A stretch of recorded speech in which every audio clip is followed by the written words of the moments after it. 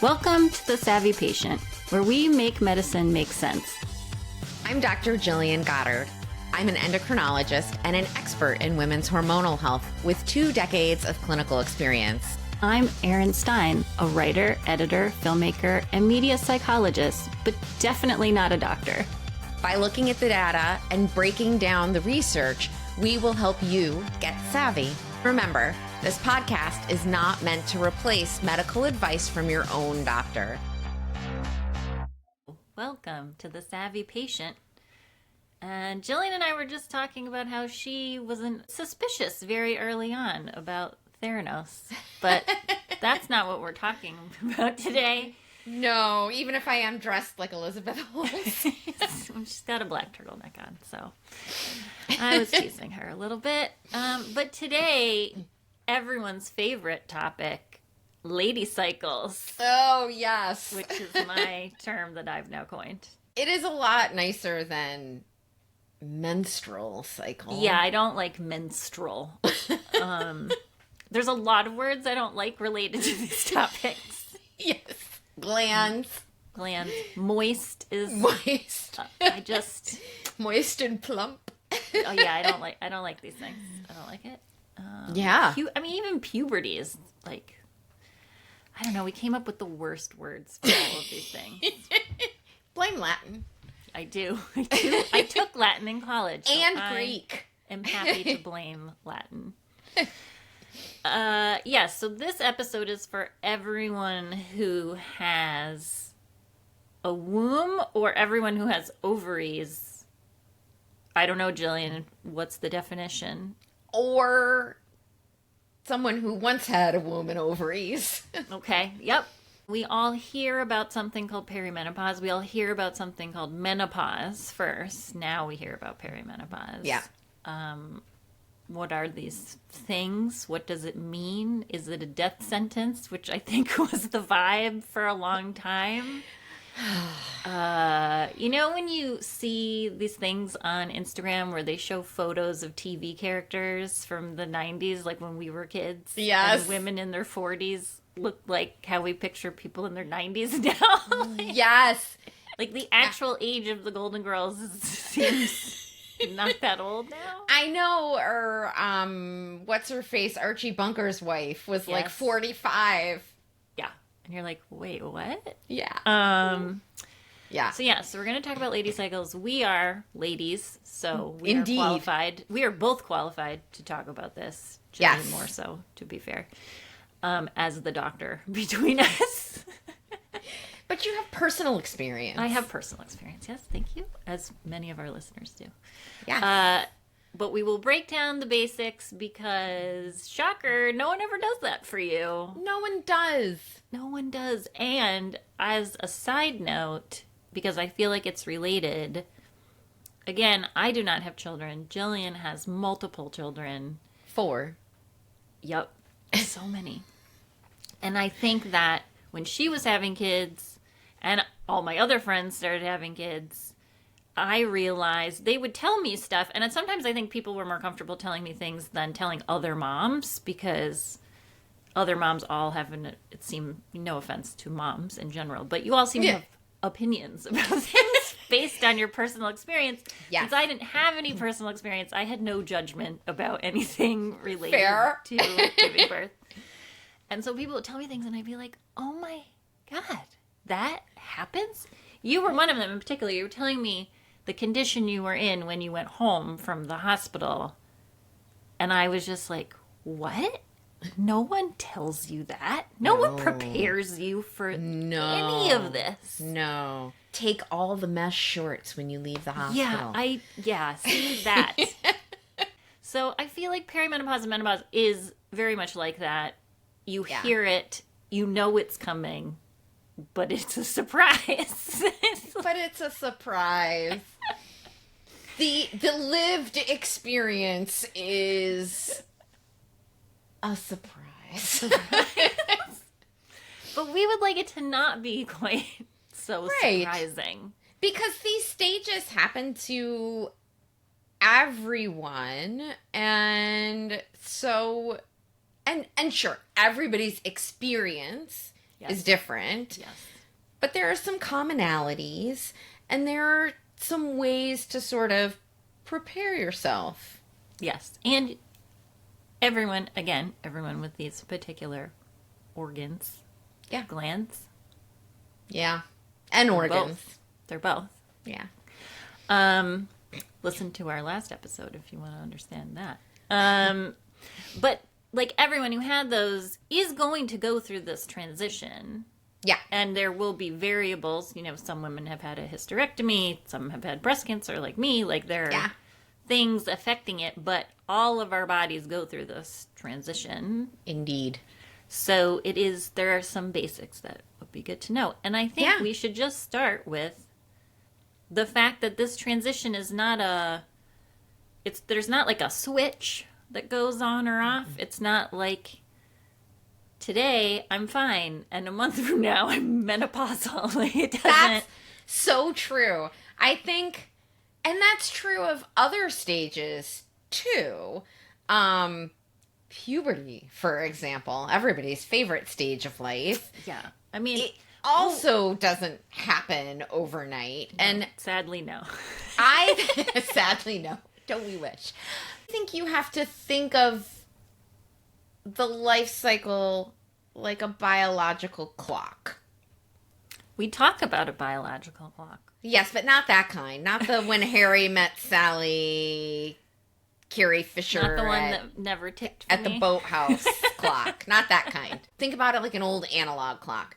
The hands don't suddenly just appear at different parts of the clock. They gradually, smoothly move around the clock. Yep. And sure, some stages might be bumpier than others, but our hormones and where we are in life are always shifting and always changing. But some parts are just a little more dramatic than others. And actually, I think you just touched on one of the biggest psychological issues with perimenopause and menopause, at least, and I will speak from my experience, because you grow up, right? Like you're an adult and you think, okay, check. I finally figured this out. Like, okay, here's the body I have. Here's whatever medical conditions I'm dealing with. Like, got it. I'm good. And then all of a sudden, all of that's off the table again. Yeah. Like suddenly you are changing all over again. And it really is, in my mind, like a second puberty.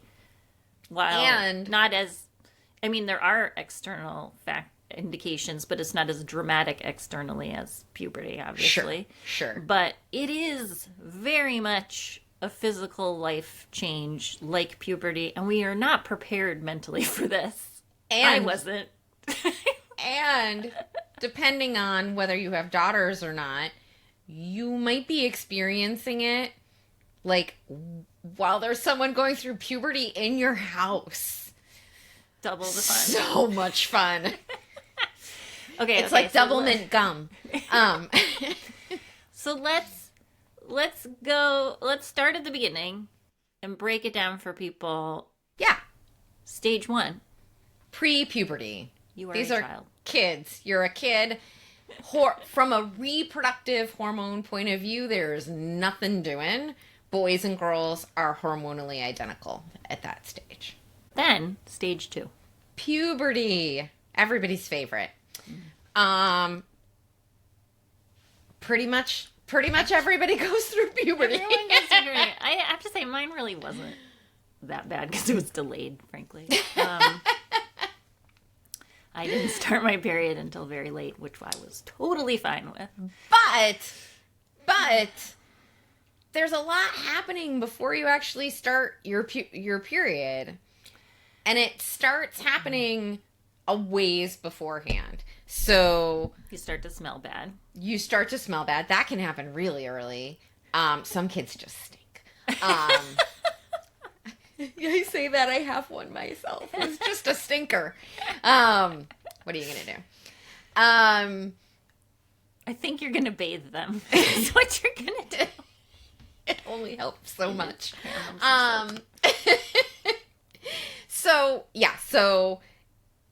So puberty is actually 2 separate processes. adrenarche, which is the maturation of the adrenal loop or the adrenal hormones. This is why we smell and grow hair and get acne. Okay. And gonadarche, which is a horrible word, that is the maturation of the reproductive loop to get you ready to make more humans.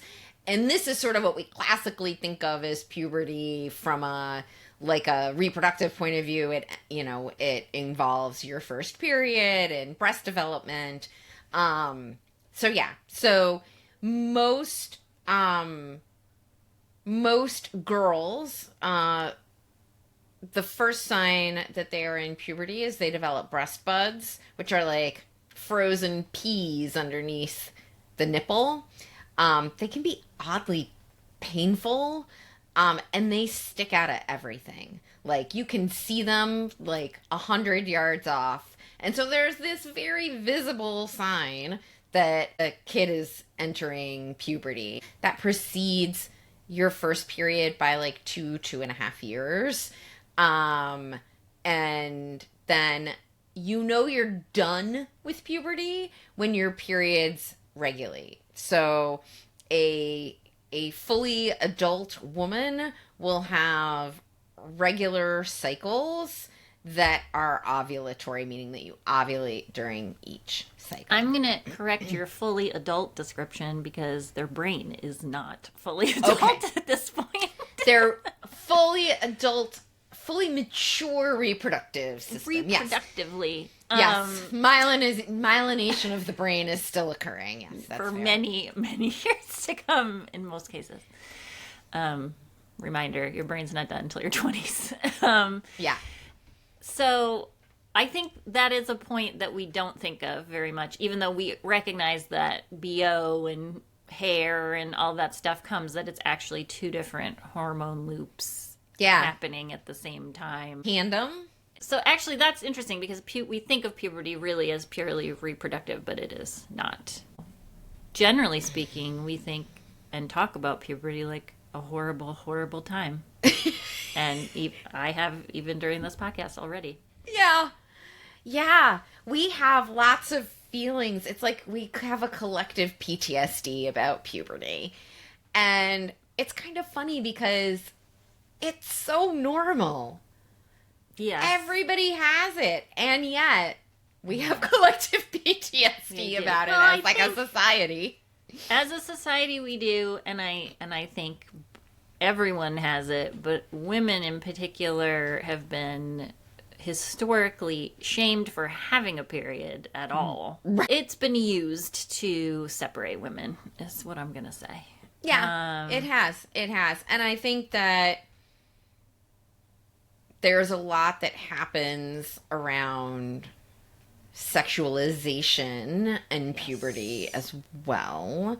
Yes. That is not appropriate given that we're often talking about 12 and 13-year-old children.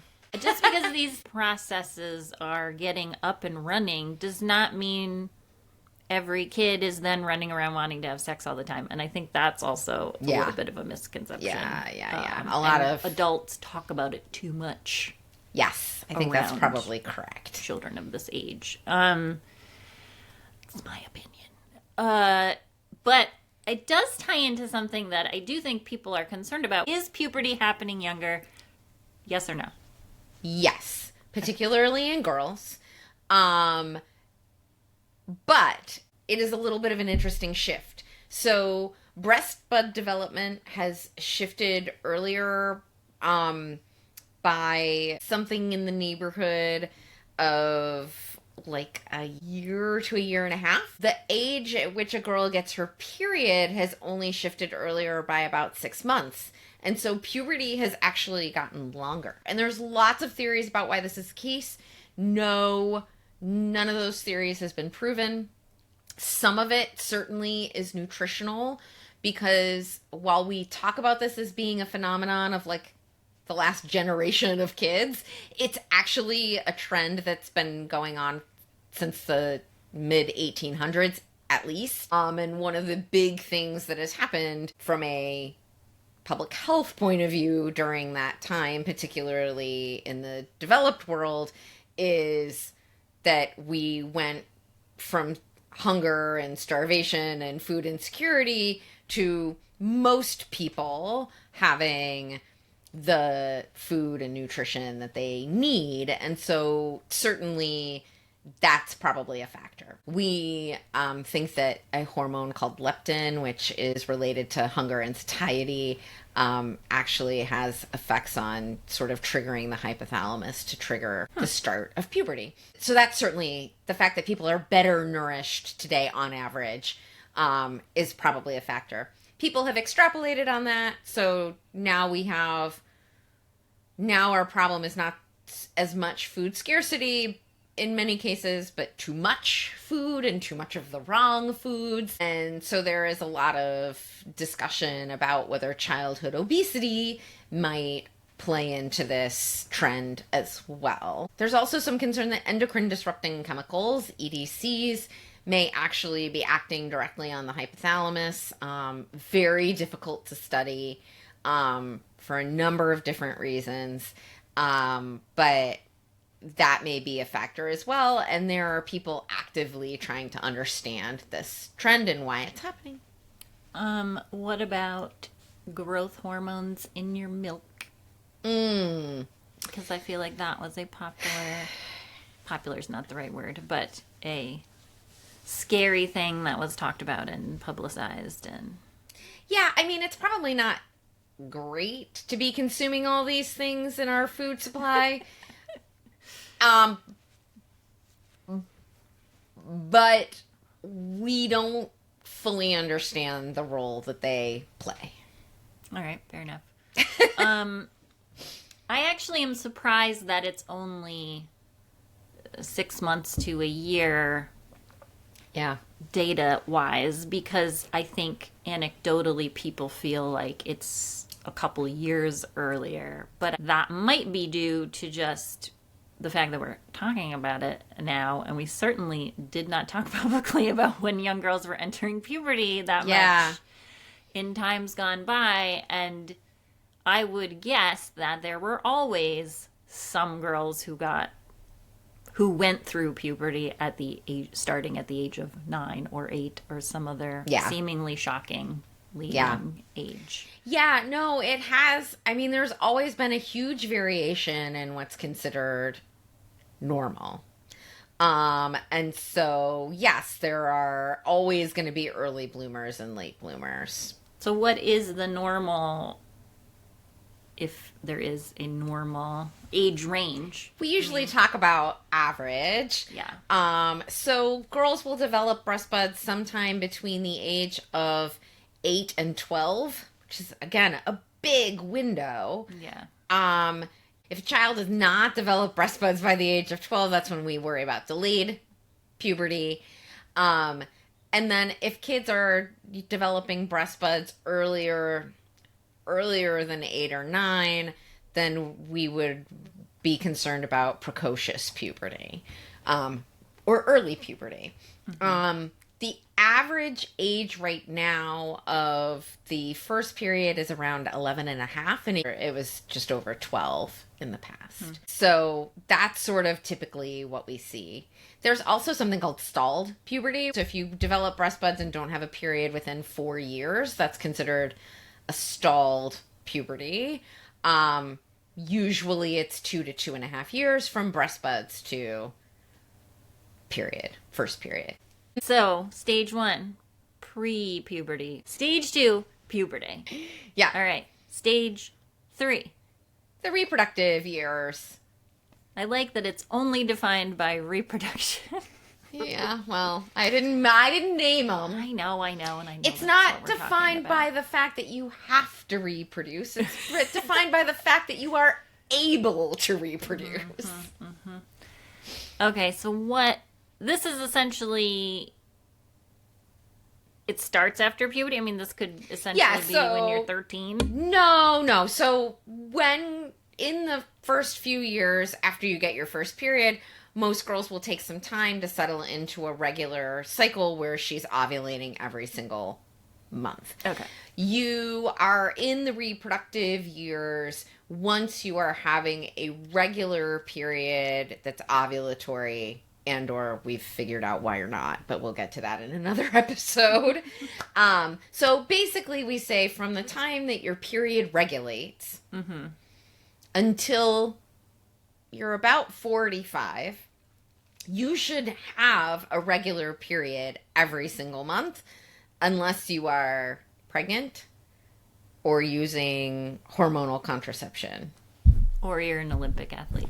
Nope, you should still be having a regular period every single month. So we used to think that women who were athletes, that it was just a function of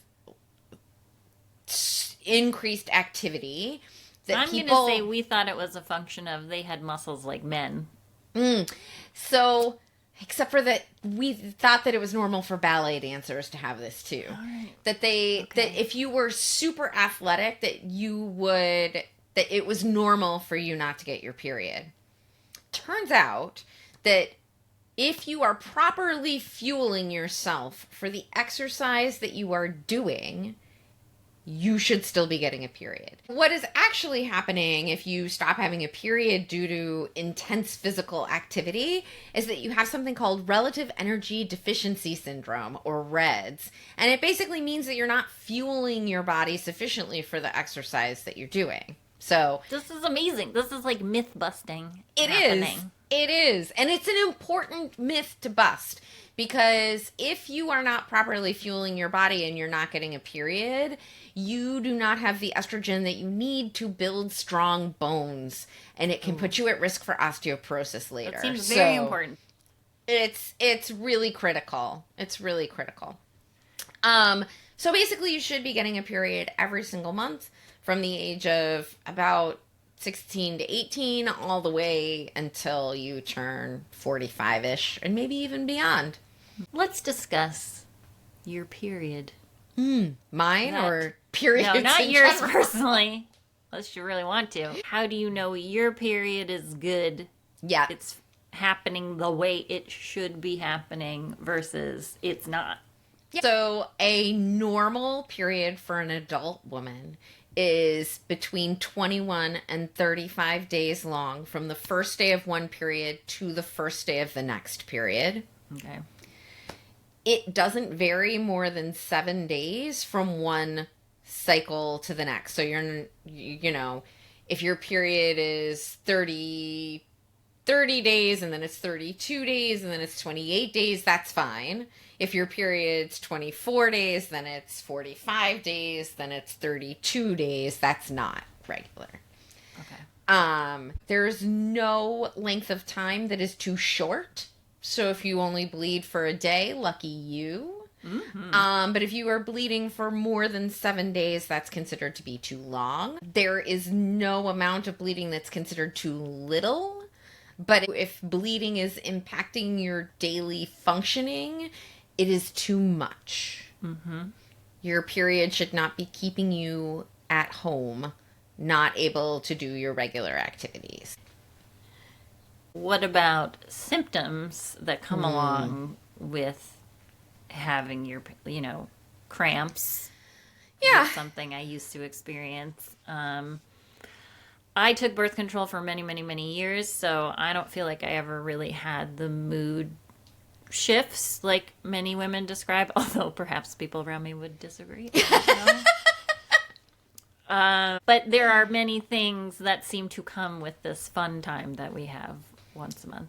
Yes. So most women have symptoms that are typical of their period. We call this premenstrual syndrome or PMS. So cramping is common. Fatigue is common. Food cravings, especially carb cravings, are common. That's why people joke about women wanting chocolate all the time. Certainly mood changes are quite common. PMS exists on a spectrum. Some people don't have much PMS. Some people have lots of PMS. If your PMS is extreme, and again, there's no hard and fast line, but if you have severe symptoms and you have mood symptoms, like depression, anxiety, irritability, then we call that PMDD, or premenstrual dysphoric disorder. And that can happen at any time. Like, women can experience that as teenagers, they can experience it in their 20s and 30s. But women who've had very little PMS their whole lives can suddenly in their 40s develop PMDD. It is basically your body's response to a high level of progesterone that then just kind of tank. Many women probably put up with too many symptoms or side effects, if you'd like to call them that, during their period, because we've always been taught, whether directly or indirectly, that that's just the deal. You're just going to be miserable, and everyone should just stay away from you for a couple days and look out. PMS is here. I think if it's that bad that people need to stay away from you, you should be going to the doctor. No, I think that's right. I think my threshold for recommending treatment for PMS, and there's a few different forms that can take, is when it's impacting your day-to-day life. If you have to like hide in your room from all people for 2 days, that's not okay. If you can't get out of bed because you're having severe cramps for however long ever, that's not okay. Like, these are symptoms that can be addressed, and they can be addressed at any age. So they can be addressed in teenagers, they can be addressed in women in their 20s, 30s, 40s, 50s. Yes, please don't let the teenagers suffer. I know. Let's give them a better life. Nothing breaks my heart more than a teenager suffering from PMDD or bad PMS. I took a birth control pill for 20 years, basically, because I was not interested in having my period. I never wanted to have children. I love children. I love Gillian's children and many other children. That sounds weird the more I say it. But I just never felt that biological clock ticking. And so the last thing I wanted to do was have an accidental child. So yes, I was on birth control for a long time. Also because when I was on birth control, it regulated things, and that seemed to be going well. Mm-hmm. My PMS was not much. Non-existent, probably. Almost non-existent. And I could skip my period. I didn't skip it 100% of the time. It would be like every 3 or 4 months. Yeah. So I would have a period like 3 or 4 times a year. 4 times a year, usually. Some people think that I'm crazy for doing that. No. It's wildly unnatural to not have your natural period on a monthly basis. I obviously don't care and disagree. I don't feel the need to bleed into my underwear once a month, but perhaps you could weigh in on the natural versus unnatural perspective that some people bring to this discussion. I mean, if you aren't taking a birth control pill or you don't have an IUD, you should be having a period. It serves a biological purpose in that situation. It is sloughing off the uterine lining and starting the cycle over again. Fine. If you have an IUD or you're taking birth control pills, you do not have to have a period because it's not serving a biological purpose in that case. In fact, when they developed birth control pills, the reason that they developed them the way they did to mimic a natural cycle is because they thought that it would make the pills more appealing to women and to the Catholic Church.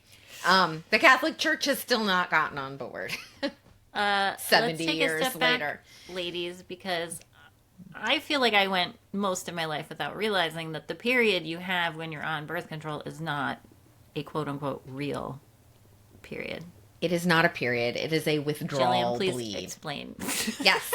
So, a period is when you have a menstrual cycle where you mature an egg and build a uterine lining, you ovulate, that egg passes doesn't meet up with a sperm and get fertilized and passes out of your body, and your progesterone levels fall and you slough off the lining and start the process over again.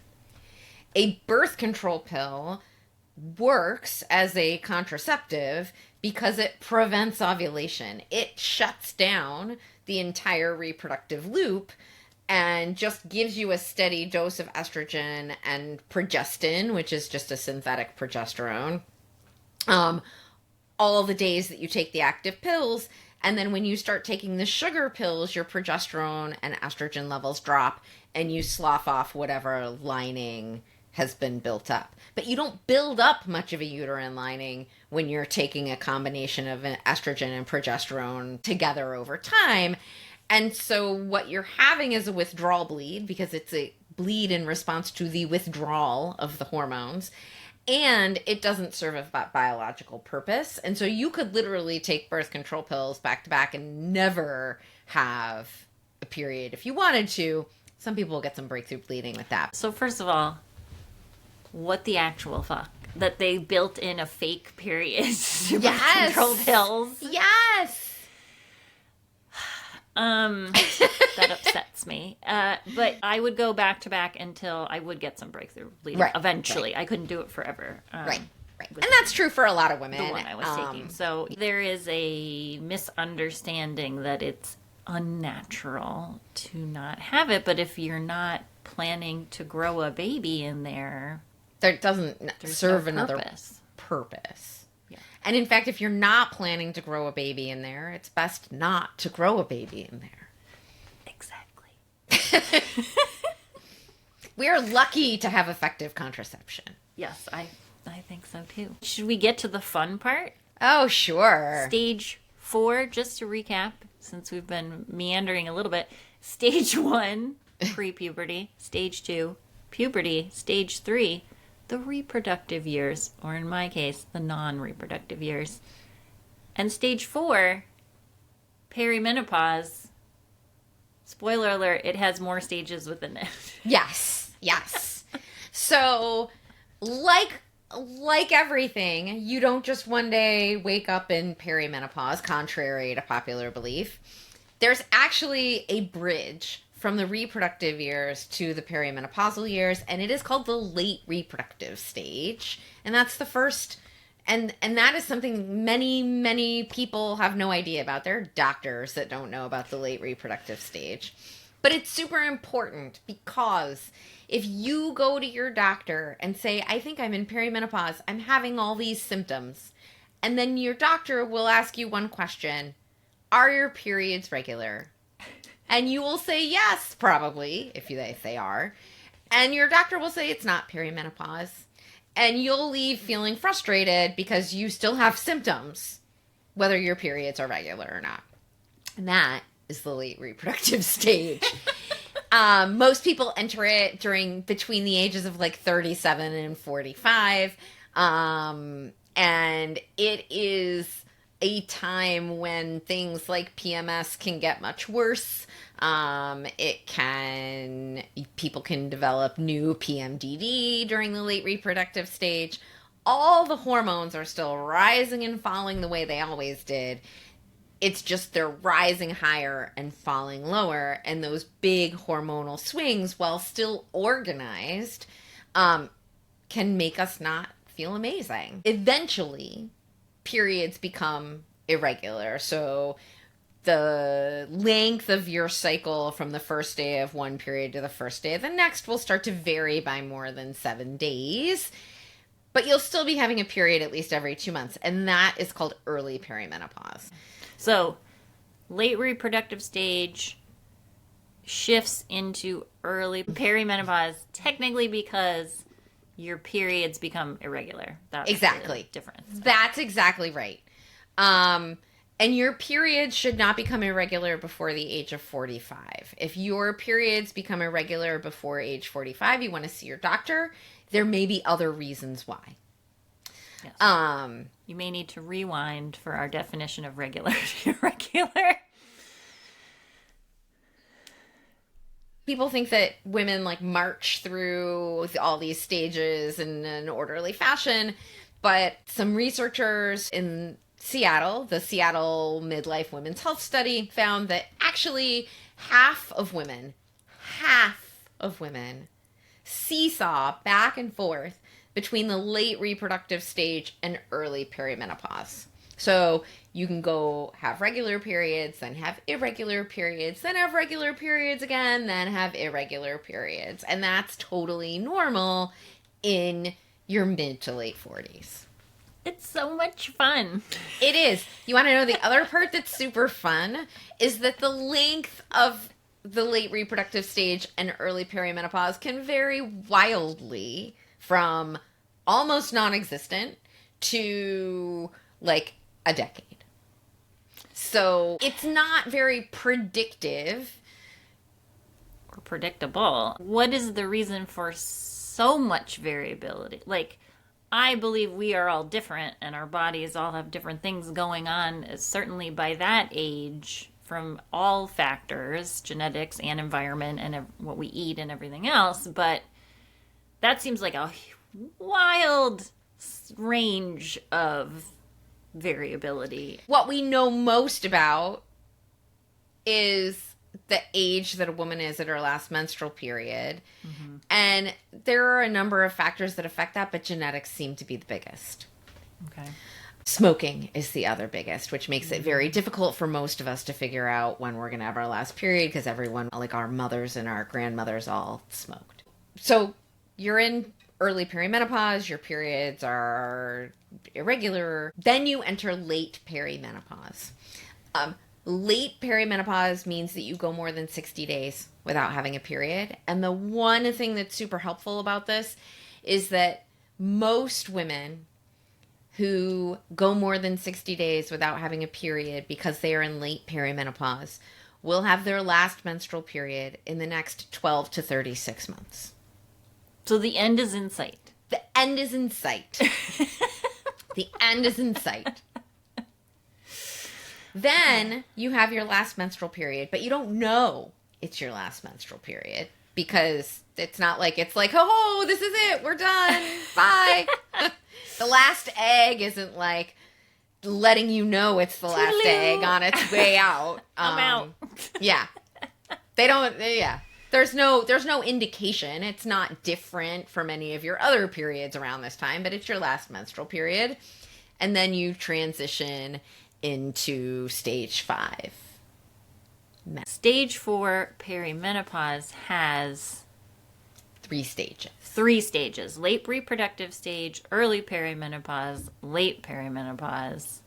And then we finally reach stage 4. Yes, but menopause is subdivided into 2 stages, and one of those stages is subdivided into 2 stages. What the? Why? Okay. Because each stage has its own flavor. Now that we've walked through the differences in the timing of your period, I guess that explains the stages in perimenopause. But right. What is the point of having all these different stages mapped out? Yeah, I think a couple of things. One is it helps us to understand what women experience when, so it helps with research. To know all these stages, right? If you can pinpoint where a woman is, that's important.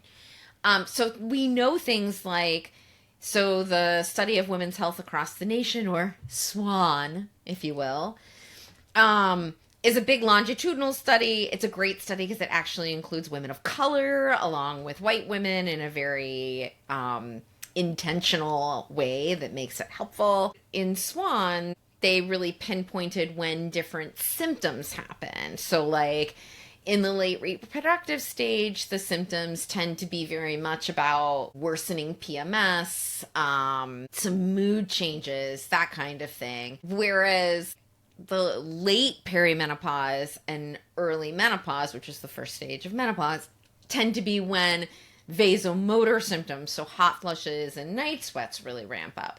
And then menopause is when sort of a lot of the genitourinary symptoms start to pop up. So vaginal dryness and those type vaginal More words atrophy. I don't like. I hear you. Giving us all these stages allows us a framework in which to sort of understand how many women experience the menopausal transition. I know I recently asked you this question legitimately. We have a menu of symptoms, or as we called it on Substack, a menu of misery.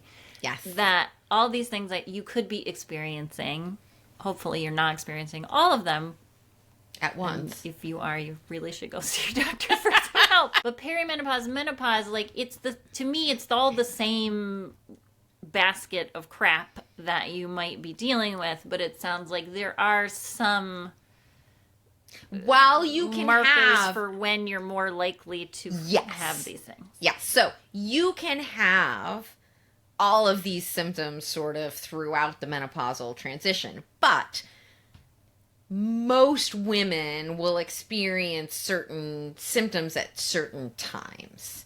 Okay. And I think that that's helpful. You can have a little bit of a better idea of what to expect. A little bit better. Look, there's little exceptions bit to better. every rule, and one person's experience may not be Yes. what the textbook experience is. It's very unlikely to fit the textbook experience exactly, but knowing, like, okay, this is when I'm most likely to experience this, that, or the other, I think is helpful. And to know, because we're talking about something that goes from when you're 40 to when you're 60, to know that it's unlikely that you will have 2 solid decades of misery is also, I think, helpful. That is a silver lining. A silver lining indeed. And perhaps, hopefully, the textbooks will become better because Sure. at some point we will also talk about how little Yeah. data has been collected for such an important and, as you just noted, long period of time in half the population's life. Right? Half the population experiences a transition over 2 decades, and we know very little about it. In fact, those stages that I just talked about, those were developed in 2001 and actually revised after that. But yeah 2001. I Yeah. mean, I'm Okay. going to show my age here, but I don't feel like that was that long ago. No, because for us, it was like 5 years ago. Menopause has 2 stages. The first stage is broken into 2 stages. Oh, God. All right. Okay. So menopause is broken down into early and late. And early is broken down into the first part, which is like the 1 to 3 years after your last menstrual period. And then the next part, which is like the next 5 to 8 years. So why? Why is it broken down like that? Because the first part of early menopause, you don't know you're in menopause because you don't know that you had your last menstrual period until you don't have a period for a year, for 12 months. Mm-hmm. And B, your hormones are still fluctuating quite a lot. And so the symptoms during that time period are much more similar to the symptoms of late perimenopause than to the rest of menopause. And so that's important too. Does that mean that when you get to late stage menopause, you don't have symptoms anymore? Typically. Some women will, but it's much less common. And the most common symptoms in late menopause are actually the genitourinary symptoms. Oh, God. And the good news about that is those symptoms we know how to treat, and treatment is safe for everyone, Okay, well, including that's good. women with breast That is cancer. Another silver lining. I do my best for you. And then, so are you then just in late stage menopause the rest of your life, or do you Yep. move on into Nope. some unlabeled Nope. stage? That's That's just it. That's it. So okay. it could be, depending on how long lived you are, it could be your longest reproductive stage That's of your true, life. actually. And many women find that once they kind of get into that stage, they have like a lot of things that they worried would not go away do. So, you know, a lot of the cognitive symptoms that women experience during the perimenopausal transition, brain fog, word finding difficulty, lack of focus, a lot of women find that these symptoms get much, much, much, much better. And then they're like ready to, like, for a renaissance. They're ready for their second act. I look forward to the end of the period in multiple meanings of that word. This is quite a thing that women, those of us with certain organs and glands, go through. Do men do anything after puberty? Yeah. Like, so, why is this so unfair? Yeah. So, men's reproductive systems are much simpler. Much I'm not simpler. gonna take the low hanging fruit. And I'm not gonna do it. So, men continue to produce sperm and testosterone from puberty on. They do experience a gradual drop in testosterone and sperm production starting in midlife. Okay. So starting in the late 40s or 50s, but it is gradual. The other thing is that men have a diurnal variation in their testosterone levels. I don't know what that means. You're going to have to define that. To speak some English. So testosterone levels in young men are high in the morning and low as the day goes on. This is very pronounced in young men. And as men age, it flattens out. So by the time somebody's 80, they have very little change in their testosterone over the course of the day. So those are the main changes that men experience. Men can have babies when they're 80. Charlie Chaplin had a baby in his 70s. Yeah, he didn't have the baby. No, he fathered a baby. He donated some material. Let's be clear. I guess, yeah, they're not having to grow They don't grow the entire other human. Yeah. Although we are one of the only species who experiences menopause. I do think that's interesting. Yeah. Because whales, right? There's some species of whales. Whale species. And whales are intelligent, do have culture, do have society. We should never be killing whales. We should be trying to figure out how to talk to them. And then the other is a subset of chimpanzees has been shown to experience menopause, which makes sense because we're very genetically closely related to chimpanzees. It's actually more surprising that most apes don't experience. I do find that more surprising. Menopause. Because some of them are long-lived. Yes. Some of them are long-lived. And when humans had shorter lifespans, it's not that no one was living to be 80 or 100. It was that the average lifespan was shorter because people were dying of disease, like infectious disease earlier in life, or getting eaten, or whatever.